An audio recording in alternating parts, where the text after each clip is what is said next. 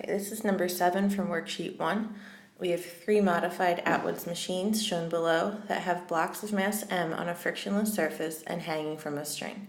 When the blocks are released, they accelerate as they did in our lab.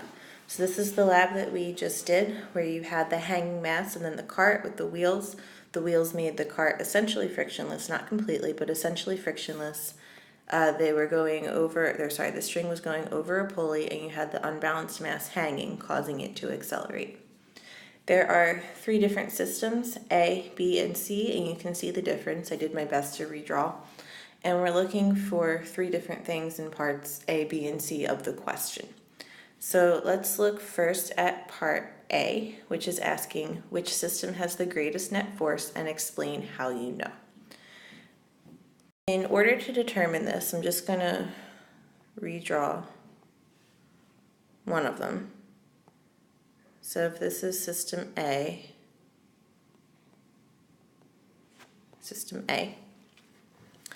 we want to draw a force diagram for each of the blocks. And I'm going to just call this block 1 and this block 2. So force diagram for block 1. We have gravitational force going down, normal force going up. It's not accelerating in the y direction, so Fn has to equal Fg. It's frictionless, so there's nothing going to the left, and going to the right we have a tension force. So this is the force diagram for 1. It's unbalanced because of the acceleration. It's accelerating towards the right, so the unbalance has to be towards the right. And then for block 2, there's only 2 forces acting on it. Newton's third law, and what we know about pulleys tells us that this tension force, so right here, has to equal this tension force. So the length of this has to equal the length of my upward force over here. So tension force going up, and because block 2 is accelerating downwards, we're going to have a longer gravitational force going down. So this is what the force diagram would look like for 1, 2, and 3. A, B, and C. Block 1 will have an unbalanced tension to the right. Block 2 will have an unbalanced gravitational force going down. So asking which system has the greatest net force. So which one will have the greatest unbalance? Look at the pictures. A and B both only have 1 mass hanging. C has 2 masses hanging. The more mass hanging means the more net force, because it's going to have the more unbalance from the weight. So for question A, system C has the greatest, I think I spelled that wrong, G-R-E-A-T-E, yep, has the greatest net force because it has the most hanging mass.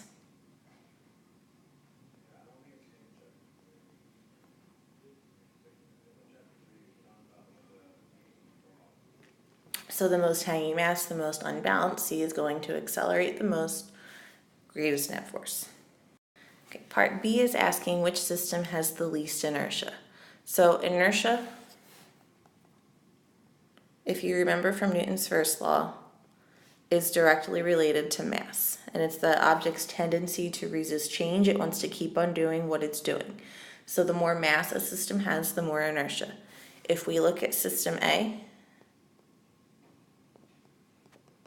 there are two blocks, so the total mass would be 2m.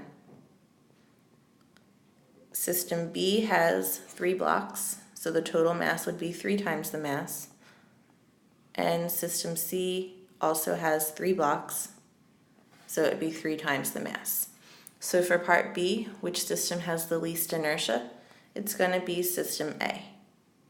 Again, inertia is directly related to mass, so the system with the least amount of mass will have the least amount of inertia.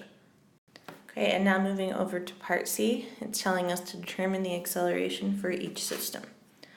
So I'm going to go back and look at the force diagrams. You already have these drawn. I'm just going to draw them again on this slide. We have for object 1, Fg going down, an equal normal force going up because it's not accelerating in the y direction, and a tension force going to the right. And then for object 2, we have the tension force going up because the pulley's only changing the direction, not the amount of that tension. And we're going to have a longer gravitational force going down. We're looking for the acceleration of each system. And in order to find acceleration, I need to figure out what the net force is, and we already have mass. So because we don't have net force or acceleration, remember there's two ways to determine net force, we're going to have to use force diagrams. So looking at object 1, the net force for object 1 is equal to the tension force. There's no other forces acting in the x direction, so it's only tension, and it's going to the right, so it's positive. Net force for object 2 from the force diagram is top minus bottom, so it's Ft minus the weight, Fg, and I'm just going to add a little 2 here to show that we're dealing with the weight of object 2. Because a pulley only changes direction, we know that these two tension forces equal each other, so I'm going to isolate this. F net 2 plus Fg2 equals Ft. So I now have two expressions for tension force. Tension force equals the net force of object 1. Tension force also equals the net force of object 2 plus the weight of object 2. So setting those equal to each other, we get F net 1 equals F net 2 plus Fg2. We know that net force equals mass times acceleration. And we also know that this entire system will have the same acceleration, so I don't need to distinguish between A1 and A2. So the mass of 1 times the acceleration will equal the mass of 2 times the acceleration plus the mass of 2 times g. Now, if you look at the picture and the force diagrams, object 1 is going to accelerate to the right, so that means the acceleration is positive. Object 2 is going to accelerate down, which means the acceleration has to be negative. So right here, object 2 will have a negative acceleration.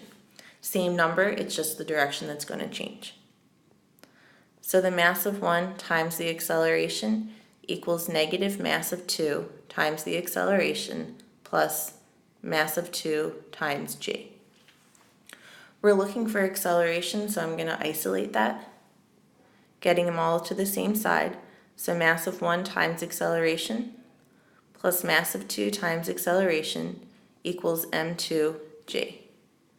Factoring out the a times m1 plus m2 equals m2g. Acceleration equals m2g over m1 plus m2. So what I just derived here is, and this is a lot, acceleration for a modified Atwood's machine